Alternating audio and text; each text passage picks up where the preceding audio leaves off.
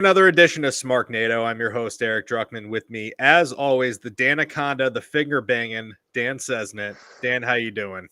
Guns up, guns up. I'm good, brother. How are you? It's been a little bit. Yeah. Had a semi hiatus here, but we're back. Lives are busy, man. I Well, got a lot it's going on yeah, in my job. We got a new dad here. I mean, not a yeah, new dad, but a new daughter. So, he's yes. got a lot going on. A new double dad. A new Yeah, double dad. we're glad that we're here today, but You shit's know, been a little bit tough lately to get a yeah. consistent show going. You can see I'm a mess over here. I'm on my iPad. All out of sorts, but you know, my brain still kind of works. If you Sort say of, so, Dan. If you say so. sort of. Anyway, uh, definitely some great wrestling to talk about this week. I think the gods, shed their light upon us on both AEW and the WWE with some very, very solid content. And we're going to dive right into it. Yeah, man, we'll get into Bad Blood later, but I'll say their formula for pay-per-views, because I refuse to call them PLEs, uh, is spot on now, right? Like it's short, it's sweet. I mean, if you could get past the filler of all the ads that you have to deal with, I'm talking about just generally the match content is really good. So I think that getting done with the WWE pay per view in less than 3 hours is a triumph, it considering just the is. marathon shows that they used to have. Yeah, I mean, and it makes sense for a show to be that long, and it's easier. It makes a two-night show feel special, right? Like the SummerSlam and the WrestleManias that they're going to be doing, or the SummerSlam that they're going to be doing. The WrestleMania, obviously, they already do. So, Yeah. but let's let's talk about AEW instead. Yeah. Well, let's talk about AEW first, not instead.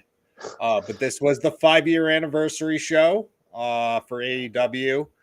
So I guess the first thing I just want to address on this show before we get into it, there's criticisms about, you know, Osprey and Ricochet being rushed. I kind of disagree with the fact that this is a 5-year anniversary show. You want to make it special. I feel like having this match on there, at least as advertised, does make it special.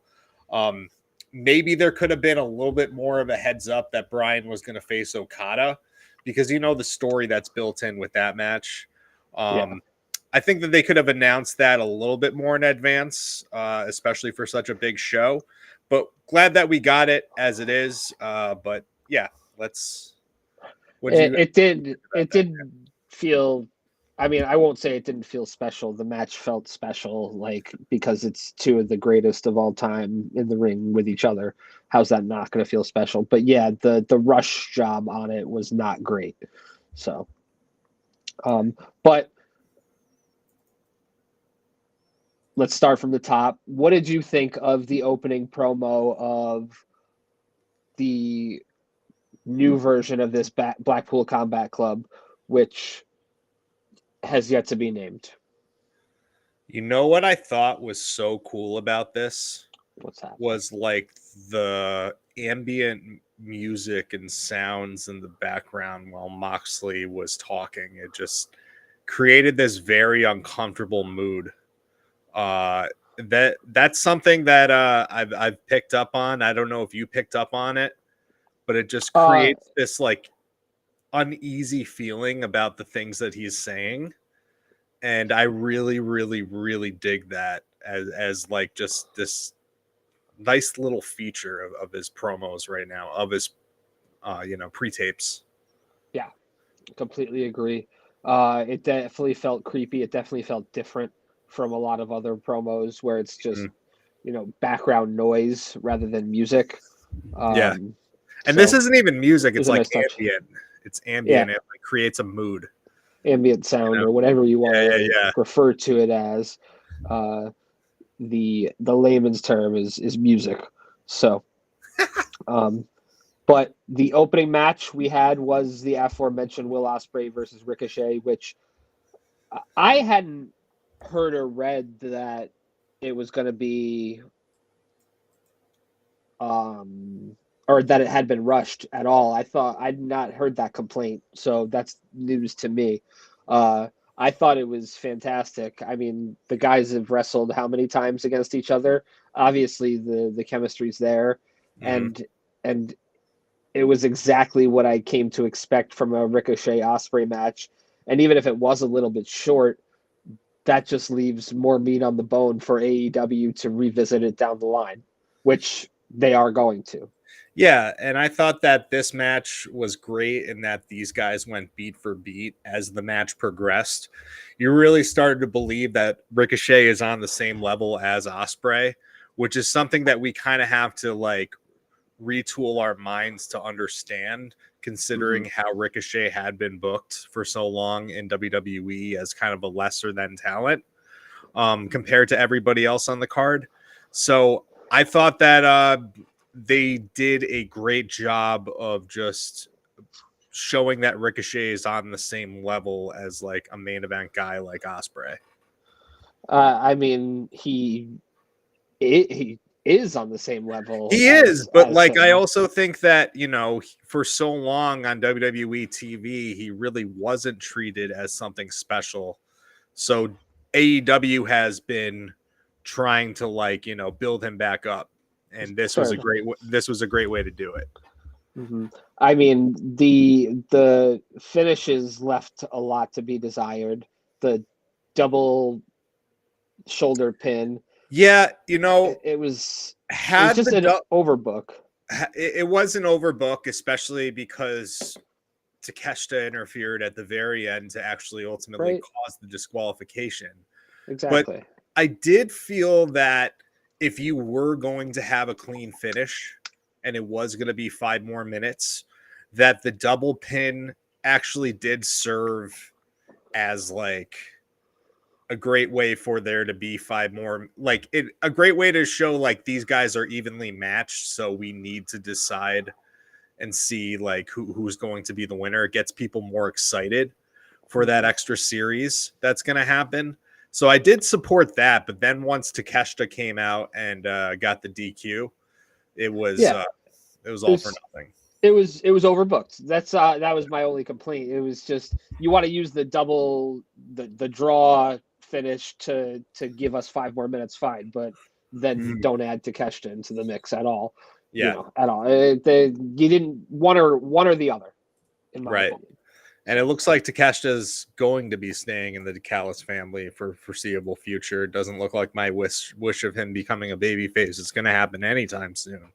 no, But not after that. what we are going to get though is a triple threat match: Takeshita, Osprey, and Ricochet.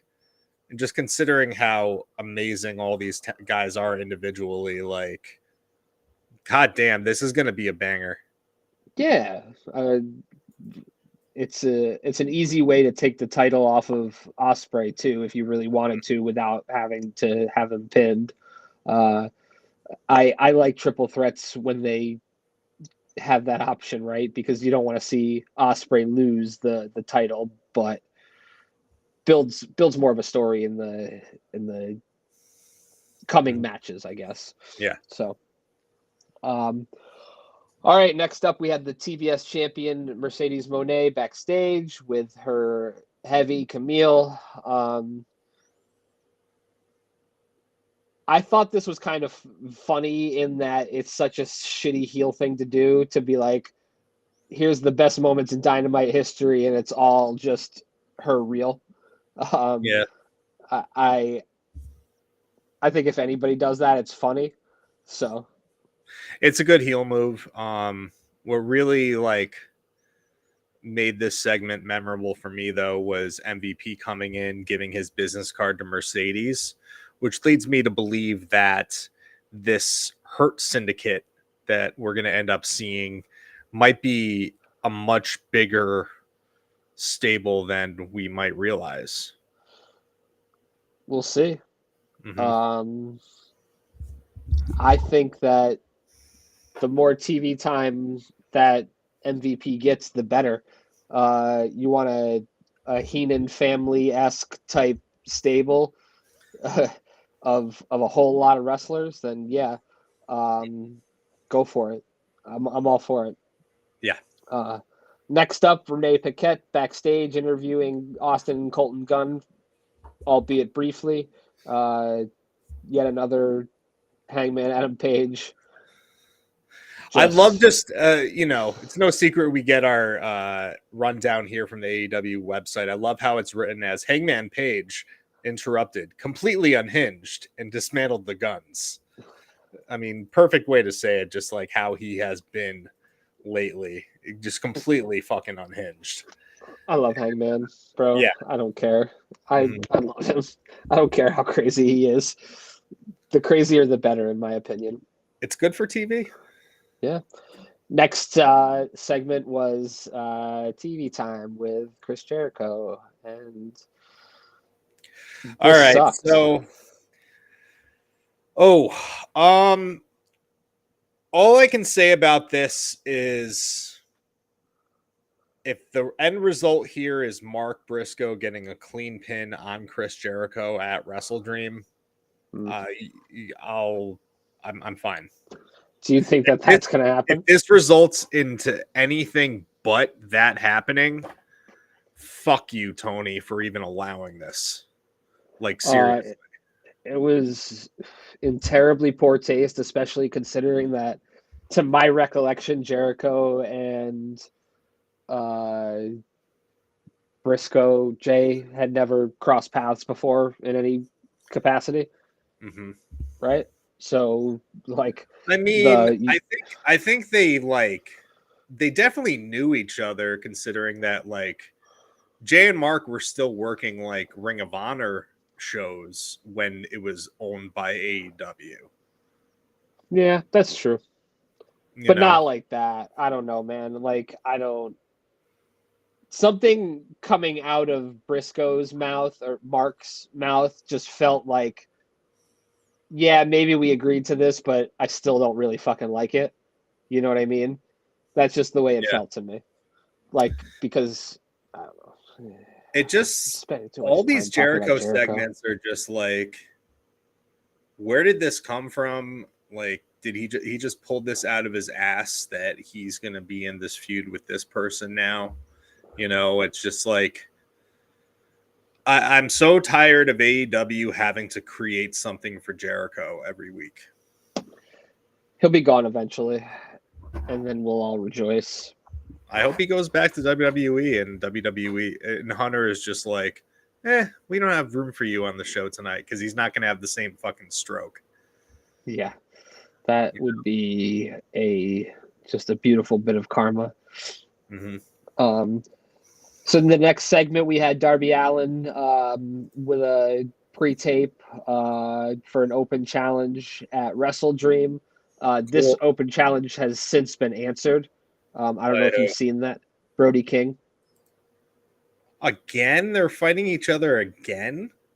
Like, listen, I like Brody King destroying Darby Allin as much as anybody else, but how many times are these guys going to fight each other?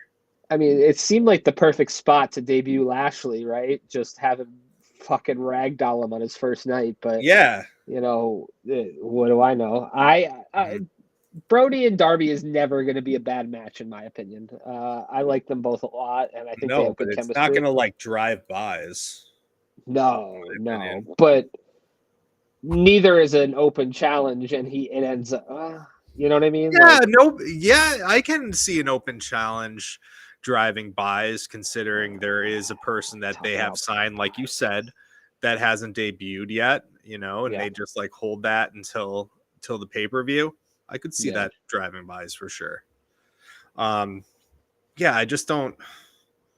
What's going on with the House of Black, man? It's just like, I have no idea.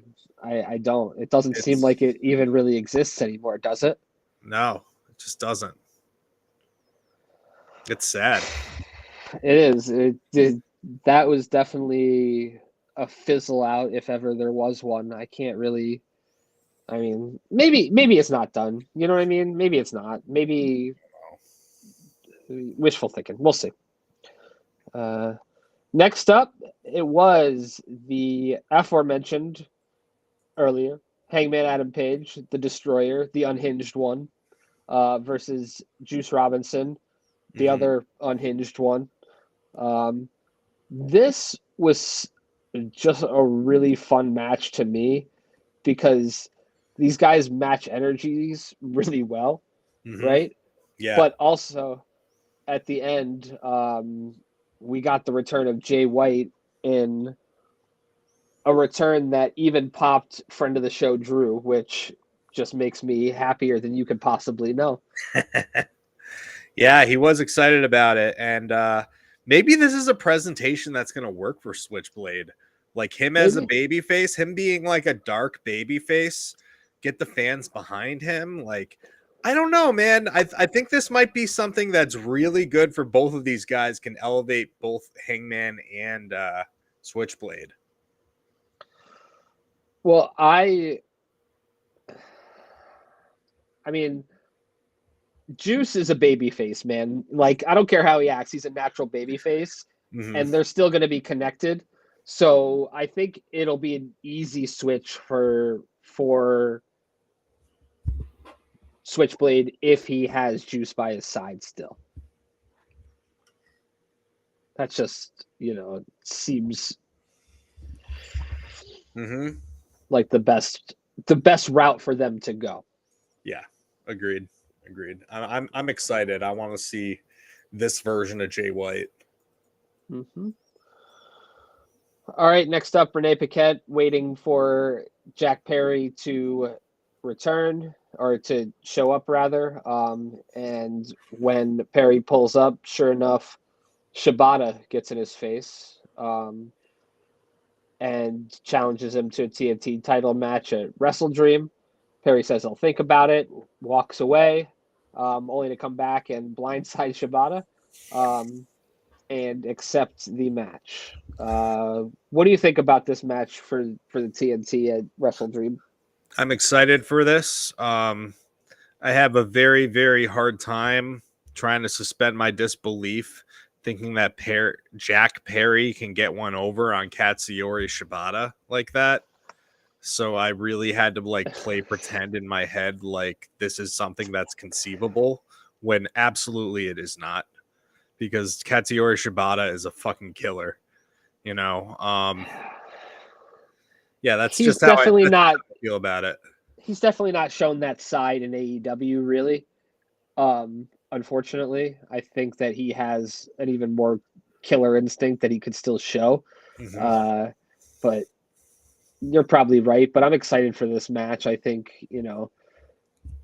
this is. I just don't want to see Perry beat Shibata clean. I don't. He probably won't. But then again, if he will, I just won't accept it. I'm not going to accept it. Just not going to accept it. You're going to cry foul. All right. Yes. I mean, let me know how it works out for you. Just not accepting the results. Trump. All right. Are you really going to go that low? Come on. That was low. I apologize. You're not Trump. Yeah, there's no. I'm not calling out Dominion voting machines for Shibata losing to Jack Perry. Well, he hasn't lost yet, so we don't know what you're going to do. Well, you know what? Actually, I'm going to if Shibata does lose to Perry, I'm going to hire Mike Lindell to be my guy to peddle conspiracy theories that Shibata actually did win. And Jack Perry did not pin him 1, 2, 3. I mean, Mike Lindell is the man for the job. That dude's broke. You could probably get him on the cheap. Exactly. I bet you we could get him to come on this show. Probably. I wonder what it would cost. My pillows are not lumpy. You know what you are? You're an asshole. Did you ever see that video? I'm sure I have. I've seen too many videos in my lifetime. I'm going to reach out to his PR people and see if we can't get him on the show to talk wrestling. He probably loves wrestling. Probably loves Hulk Hogan. Oh, he loves Hulk Hogan. Definitely loves Hulk Hogan. Racist peas in a pod. Hulk Hogan sleeps on a MyPillow, no doubt about it. I hate that, man. All right, next up was a match that sadly poor Serena Deeb had to carry Britt Baker through. Oh, it was not that bad. She's just not good. I actually was like, watching this with a critical eye, as far as like what Britt does, and I thought that Britt did fine here. I'm being completely objective. Yeah. Okay. I mean, I just don't think that she did great. I don't enjoy her as an in-ring performer. I think she's a fantastic promo, a good character. I just, as an in-ring performer, I think she lacks it. In I thought she my did opinion. fine. I don't think she didn't fuck up anything in this match. Okay. I'd have to watch it back, and I'm not going to. So maybe that's on me. Take my word for it. Okay, sure. Word taken. Next up, Renee Paquette backstage with Hook. Renee Paquette just all over this show. Just the best. Interviewing so Taz Hook. it was revealed on Twitter that Taz got attacked earlier in the night. Yes. Who do you think might have done that? I don't know, man. It can't be somebody good. Yeah. Right? Like who I don't know. It's a dumb angle in my opinion. Because I get it. Hook loves his dad and whatnot, and they're close, but I don't know. Just feels to me. I don't know. Maybe I'm being a downer, as my name says. What if it was the Dudley Boys? What if it was the Dudley Boys? Hook has to get a tag team partner to face the Dudley Boys. Huh? I don't think it's going to be the Dudley Boys. And it's Tommy, and then he gets Tommy Dreamer. What? Wouldn't that be awesome? No, I mean, no, because fuck Bubba Ray Dudley. Like, seriously. No. I'm just trying to think of who would have a vendetta against Taz. I don't know, man. Maybe it's Nigel. I don't know about that. He did want that. Replaced him on commentary that night? Yeah. Yeah. It was Nigel. I'd watch a Nigel Hook match. I bet you that'd be a really good match. I would not, just like the Shibata situation, I would not accept Hook beating Nigel McGuinness clean. Would not accept it. You're very unaccepting today. Yeah, I just don't like it when children defeat men in matches. Because those two are children compared to the men that they're facing. If Hook and Nigel was going to fight. Yeah, I mean, I don't think they're going to. I was just kind of throwing shit at the wall, but okay. Yeah. All right. Next up, Christian Cage backstage. I don't know, man. So this promo with Christian, it got the thought in my mind. He said, "I am the patriarch. I am your father figure." He needs to immediately get "Father Figure" by George Michael as his theme song. License it, Tony. I think it's money. Cut the check. Yeah. Why not? How much is George Michael's estate charging for that? I can't imagine it's very much. It's not. It's not one of his hits, really. Oh yeah, it was. Oh, definitely. It was a big adult contemporary hit. A big adult contemporary.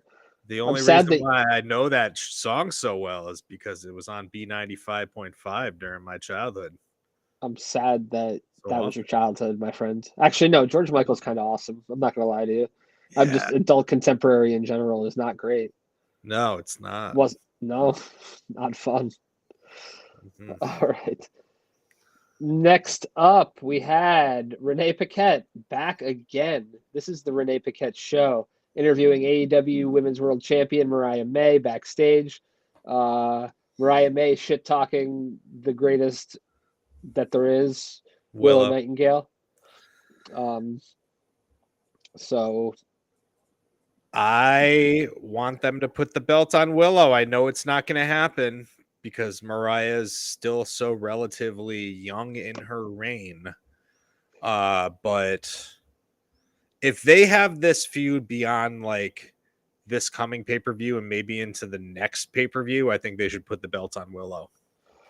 I saw something here on Twitter earlier that not Mariah, Britt Baker and Willow are having a match to see who faces Mariah May.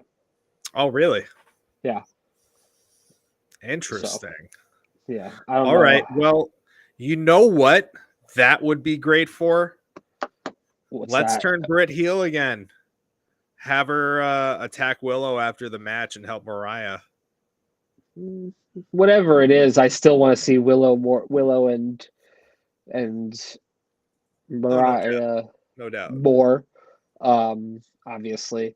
But I'm still of the mind that Britt Baker has fucking blackmail on Tony somehow, some way, because she still gets herself into this title picture when the women's roster is so goddamn deep that it's unbelievable that it's almost like she doesn't deserve it, huh? Yeah. I don't understand it either, man. I don't know how she's always in these situations. I don't get it. Yeah. All right. So next match was Private Party versus the Iron Savages, who didn't even get an entrance. Poor Iron Savages. I went to go get a drink. I came back and the match was over. Yeah, it was a squash. Listen, I don't mind Private Party beating the Iron Savages, but damn, it just I have a hard time believing that they're going to beat them that quick. You know what I mean?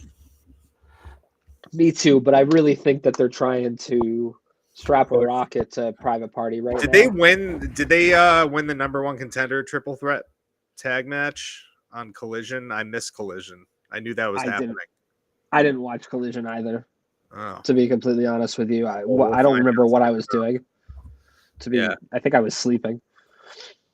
To be fair, but after I was watching this the match, Yankees. Woo! Boo! After this match, the Private Party challenged the Young Bucks, and this eventually Jack Perry came out, jumped Private Party. Private Party gets jumped again by the Young Bucks. This all sets up a a six-man tag match on Rampage between Shibata, Private Party, and the Elite. So, yep. All right. Mm-hmm. So, next up, we had another Renee Paquette segment backstage to welcome MVP to AEW. And he says, I have a big announcement to make, and gets interrupted by Prince Nana, which Angry Nana just reminds me of a Chihuahua. It's just fantastic. So this comes, or right after this comes MVP saying that sounds like a complaint and that he doesn't deal with complaints, but he does. And then the massive pop for new AEW signee, Mr. Shelton Benjamin, the manager of the complaint department. Yeah. What do you think? I'm excited, man. I think that Shelton is certainly somebody to be excited about because this last WWE run, even though he had a tag team title reign, I still feel like we didn't see all of what he is capable of. Absolutely not. So I'm excited to see him in this setting. I'm gonna see matches that I never thought I wanted. Like Shelton Benjamin versus Will Ospreay. Like, holy shit! I'd love to see that fucking match. Who'd have thunk that you would ever get the chance? Yeah, it's gonna be awesome. I'm very glad that he's there. Plus, he is a great veteran presence for the locker room. Yeah, absolutely. Yeah, I think him and MVP are both really fantastic presences, to be completely honest with you. And Lashley when he comes too. You want to talk about a guy that's been a world champion that knows how to work different styles over the years that's worked in so many different places. Like all these guys fit that criteria, and it's a great get for AEW.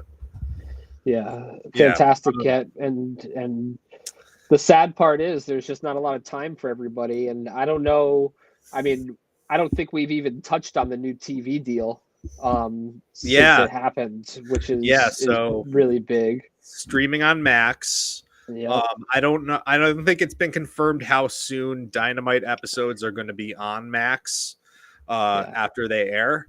I will say that I will take the discount for the pay-per-views. I thought that maybe the pay-per-views would be free, but if it's a discount, fine. That's fine. I have Max anyway. Yeah, so same. It's not a huge deal for me. But I am happy that we're gonna have the big library on there.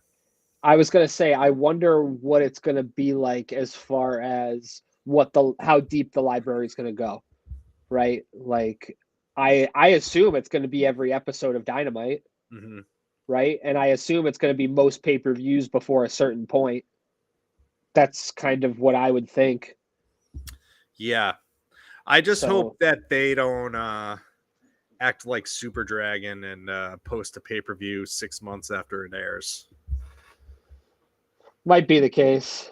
Yeah, might be the case, but you'll still be able to see it live, and I'm sure you'll be able to see it other ways, right? Recorded after the fact.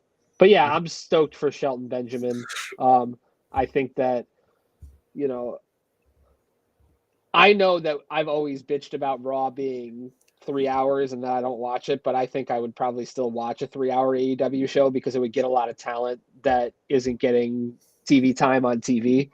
At least in the short term, right? I'd probably get, annoyed by it after a while, but I think that it would be something I would be interested in if they were to do it, now. So you're just saying, like, is that a real possibility that they might move to 3 hours? I've seen things alluding to possibly, but I don't know. I don't think that's a good move, especially considering the fact that Raw is going to be moving back to 2 hours. Yeah. I don't know. 3 hours is short, man. It's a lot, but if you do 3 hours straight up, no overrun, I'm okay with that, right? Like, I would watch it. I'll be honest with you. I just would. I'm a fan like that. I would. Well, this show went about 2.5 hours, though. It did go 2.5 the main hours. Event of Danielson Okada. And yeah, I thought this was awesome. I mean, it was exactly what you thought it would be. Okada worked all the parts of Danielson that he's injured. It was wonderful. I think these two are probably going to wrestle again at some point. You know what I mean? Like, I don't think that's the last time you'll see that, which is crazy. No. And yeah, this was the perfect type of match to have for a 5-year anniversary show. And again, like our criticisms before, they should have built this a little bit more and not announced this match so abruptly like they did. But it's done and it's over with, and they had a great performance with each other. I did like the end here where, the distraction. You know what? Actually, this muddies stuff up just a little bit now because there's tension between Okada of the Elite and this new BCC, because Okada was upset that their distraction cost him the match at the end of the night. So, and he flipped them all off. So, like, I don't know. For me, it's like you're already telling a simple story with Danielson and Moxley. So I kind of think the Elite should be doing their own thing, and they shouldn't be like it muddies it up a little bit too much for me, for my life. A little seed planting for the future never hurt anybody. If it's seed planting for the future, I understand that. But if this means that Okada is going to come out next week and like have a bone to pick with the BCC, it's like, why? How did we get here? I don't think they're gonna do that because they want to keep the elite heel, right? Like, and a bone to pick with the BCC kind of is going to turn you into a baby face, Yeah. de facto. So it doesn't make a lot of sense to me to do that. So As long as what you're saying is true, where they're just planting a seed, I'm fine with it. If it's not, and it involves like Okada having an issue, I think it kind of makes it a little bit of a mess. Maybe that's it, maybe it comes after Wrestle Dream. That's what I would think, right? If you're being logical, you would hope. My question to you, and this was one of those ones that popped up real subtly, and if you didn't really pay attention, a lot of people didn't even hear it at first, but when Excalibur said who's forcing John Moxley's hand in all of this, I don't know if you heard that. I think it's Shane McMahon. Do you really think so? Yeah. I don't think it's a coincidence of like Shane having the meeting with TK and then him being on the same flight as the Young Bucks. I don't buy it as a coincidence. I was going to say, you would assume that Shane flies private. Yeah, probably. I would say. Mm-hmm.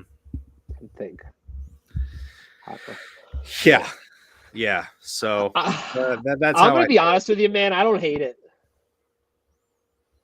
I'm embarrassed to say it. I don't hate it. I don't hate it as long as Shane doesn't come in like money Shane McMahon doing the dance and stuff. I would rather have him have a more serious and deliberate character than like the silly goofy Shane McMahon that we're used to in WWE. I want him to come in with a vibe that just kind of signifies a change, and it's not like more of the same shit we see from Shane all the time.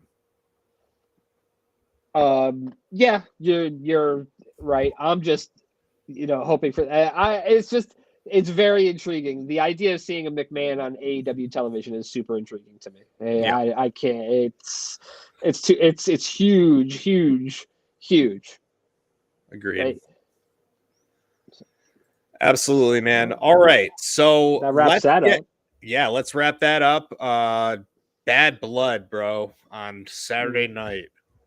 Wow. Yes. I gotta say, this was just between the first match and the last match, one of the strongest WWE pay-per-views on like a very strong year of WWE pay-per-views. This was middle stuff. I've not seen. I'm talking about the top and the bottom. Yeah, but you're gonna rate an entire pay-per-view as one of the best by 2 matches. I mean, I loved the Hell in the Cell match. That's a big reason, is because like this Hell in a Cell match, honest to God, man, I can't remember in the last 20 years I saw a Hell in a Cell match this good. That was like this old school and bloody and violent and everything that a Hell in a Cell match needs to be, so like that's a driving force of me saying this. It was a great match. It was a fantastic match. What do you think was better, this match or Hanger and Swerve in the cage? Oh, this match, definitely. In the cage? Really? Hanger and Swerve in the cage, I did not think was as good as this match. I thought that the Hangman and Swerve like critically acclaimed match from last year where Hangman drank the blood, that trumps this match. But I think that the cage match between Swerve and Hangman wasn't as good as this, in my opinion. No. It's hard for me to root for you. It's hard for me to root for CM Punk that hard. All right. I think it's close. I have to be objective. I think it's close. I think it's close. And I thought that this match just fucking ruled. Both guys absolutely worked their asses off, and that includes Punk. And it's hard for me to say that too, but you got to give credit where credit is due. And I just like that you're telling me you're being objective about a subjective sport. You're saying one better than the other. I have to be objective. I can't let my feelings about CM Punk drive the way that I rate this match. No, I'm not. I'm telling you, it's an absolute hot dog and a handshake match. I loved Yeah, it. It was great. I just think I liked Swerve and Hangman better. I do. yeah. That's I just wouldn't me give that a personally. hot dog and a handshake. That Swerve and Hangman match.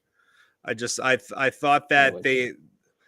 like the needle spot. I thought it was unnecessary, Mm, completely unnecessary. And then the unprotected chair shot at the end, just not for me. Not mm, for me. Left a bad taste in my mouth. okay. Agree You to know. disagree. Yeah. But I thought this was perfect in the way that they told this story, and I thought that you know, Punk at the end using the chain on the go to sleep was the best way to end it. That was so That cool. made it convincing that he could beat Drew McIntyre. Uh, so yeah, and then they used the toolbox with the tools there, and This, we've seen that done in Hell in a Cell matches in the past, and it just does yep. not work. These guys really made it work. Yeah, I mean, that was not a fake blood spot. That's for sure. That No, wasn't a blade job on Drew. He got socked with that fucking thing. yeah. So I will go as far as to say this is the best Hell in a Cell match in the last 20 years. You can fight me. I'm I'd have not to gonna look. fight you on that. Yeah, I'm not gonna fight you on that. A lot of the Hell in the Cell matches didn't have, you know, the this sort of hatred like brutality. and the brutality that it needed. I think it, but we're in a different era now. So Mhm. especially you're gonna see a lot more of that stuff once it hits Netflix. Yeah, So that's for sure. watch out now. All right, next, Nia Jax retained over Bailey. This was the result of a botched cash in from Tiffany Oh really? Stratton. She came Okay. in, she was going to cash in the money in the bank, and uh, one thing led to another, and Bailey ended up getting distracted, and Nia Jax retained here. So So did she or did she not cash it in? She did no, not get she as didn't far. cash. She still holds it. Because Yeah, she I'll still be holds it. honest, I didn't watch anything except for the bookends on this show. So Wasn't a lot to write home about with the middle matches that happen on this show, but I will yeah. still say that like I'm going to remember this show for the Hell in a Cell, and that's Hmm. like sometimes a show is a one match show, and when you've A lot of seen a match times. that's like the best of its kind in years, I'm gonna remember the show, you know. So that's Yeah. why I rate this so high. Um, Damian Priest and Finn Balor, kind of what we expected here. I mean, these guys both work their asses off. I do like Priest using the South of Heaven as a like official finisher now because Yeah. I think it should be one. That's his strongest finisher. Yeah. Hmm. I think I actually had a conversation with John earlier in the week about this. The Hmm. two best choke slams in wrestling right now, Damian Priest and Big Bill. Oh yeah, Big Bill. Big Bill. As soon as that dude gets out from under the wing of Chris Jericho, he can be a top guy, in Yeah. my opinion. We'll see what happens with that. But Yeah. then next we had Women's World Championship, Dominic in the Shark Cage, which by the way, that was just great comedy. Dominic being able to pick the lock of the door. Um, Corey saying that's because of his time in the pen. He learned how to do that. Then he gets out of there. His leg is still chained to the cage and he's just Okay. hanging off the cage. So Rhea gets a kendo stick and just hits him like he's pinata multiple times. It was fucking glorious. So you said something about Corey there, and this was brought up in our group chat, and I wanted to say it here too because it is really important.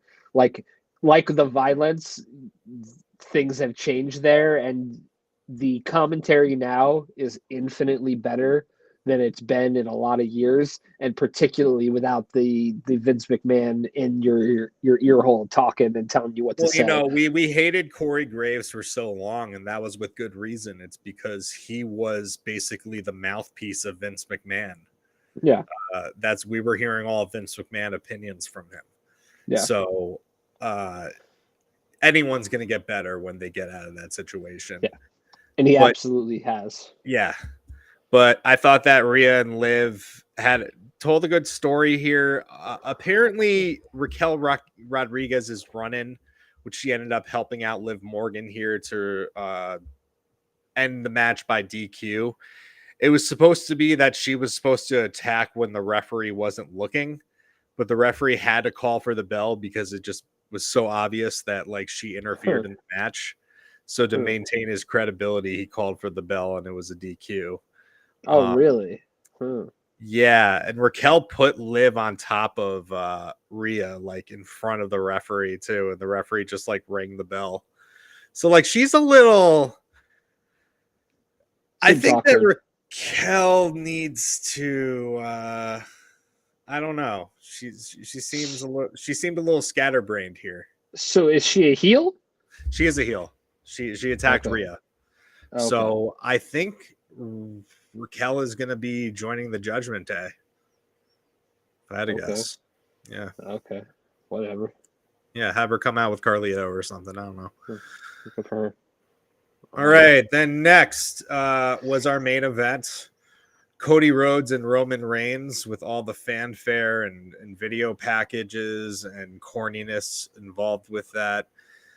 I could go on and on just about like the over the top production of this coming together. It's just silly. But what I saw in the ring, I really did like them against Solo Sikoa and Jacob Fatu. These guys, wow. Jacob Fatu in the ring with Cody and then in the ring with Roman was just kind of surreal to me. I kind of, during this match, I thought back and I'm pretty sure it was my first time seeing him. I think it was your first time seeing him, probably John's too. WrestleMania weekend 2019, the Pancakes and Pile Drivers show. We saw Jacob Fatu for the first time. Do you remember that? Really? No. What match was that? He was introduced by his father, and he was wearing a shirt that said like Samoan Dynasty on it, and he did a double jump moonsault. We were really stoned. Yeah, no, that was like 10 in the morning, and I was high out of my mind. Yeah. Thanks, everybody. Yeah, but I do remember him being in that match, and just to see where he is at right now is just so surreal to me. Incredible. I thought it was the same thing with Swerve. The great moment in this match was Cody sacrificing his body to take out Jacob Fatu with a big splash through the table on the outside, and then left Roman Reigns with Solo to finish him off. And Roman Reigns coming through here. I think that obviously with what happened after the match too, which we'll get to, this is left for Roman to be fighting his own battle with the bloodline, especially with Jimmy Uso coming back too and making the reinforcement for Roman Reigns. So Roman has an ally now. It's Jimmy.